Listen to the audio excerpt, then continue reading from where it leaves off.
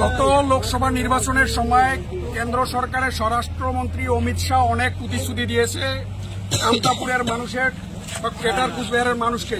এখানে 55 বার্মার 250 ফুট মূর্তি করা হবে, এখানে এইমস করা হবে, সেন্ট্রাল ইউনিভার্সিটি করা হবে, এ ধরনের অনেক প্রতিশ্রুতি দিয়েছে। নারায়ণী সেনা করা হবে, অনেক প্রতিশ্রুতি দিয়েছে। তারপরে বিভিন্ন সময় আমরা দেখতে পাচ্ছি বা আমাদেরকেও বিভিন্নভাবে কয়েছে যে আলাদা কেন্দ্রীয় শাসিত অঞ্চল হবে, অনেক উন্নয়ন হবে, এক্সক্লুসিভ ডেভেলপমেন্ট হবে, কিন্তু ভোট এসে গেল আজ পর্যন্ত কোনো একটা প্রতিশ্রুতি কার্যকারী করে নাই। তাই আমরা এখানে অবস্থান বিক্ষোভ কার্যসূচির দ্বারা, যেহেতু আমাদের কুচবিহারের সন্তান নিশীথ প্রামাণিক, উনি স্বরাষ্ট্র প্রতিমন্ত্রী, ওনার বাড়িতে আমরা একটা গণতান্ত্রিক, ওনার এরিয়ায় একটা গণতান্ত্রিক অবস্থান বিক্ষোভ কার্যসূচি আমরা পালন করার সিদ্ধান্ত নিয়েছি। কিন্তু সকাল থেকেই আমাদের কর্মীর উপর অনেক ধরনের অত্যাচার করা হয়, ভয় ভাবুকি দেখা হয়। এখানে আমাদের অনেক কর্মী আসার পরেও আমাদের কর্মীকে এখানে অবস্থান বিক্ষোভে সামিল হওয়ার ক্ষেত্রে বাধা দেওয়া হয়েছে।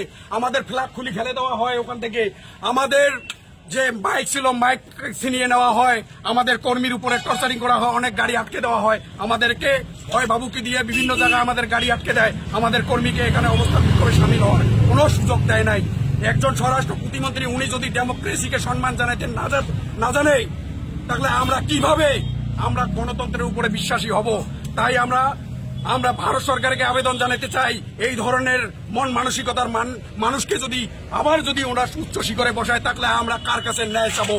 আমাদের অভাব আছে, আমাদের অভিযোগ আছে, আমাদের রাজ্য ভাষার কথা আছে, আমরা উগলাই বলতে আসছি। ওনার সঙ্গে, ওনার কর্মীদের সঙ্গে কোনো আমরা ঝগড়াঝাটি করতে আসি নাই। কিন্তু যেভাবে আমাদেরকে ওখানে অবস্থান বিক্ষোভ কার্যসূচি করার মতো কোনো পরিবেশ ওখানে ছিল না, আমাদের উপরে অনেক ধরনের টর্চার করার ওরা পরিকল্পনা করছিল।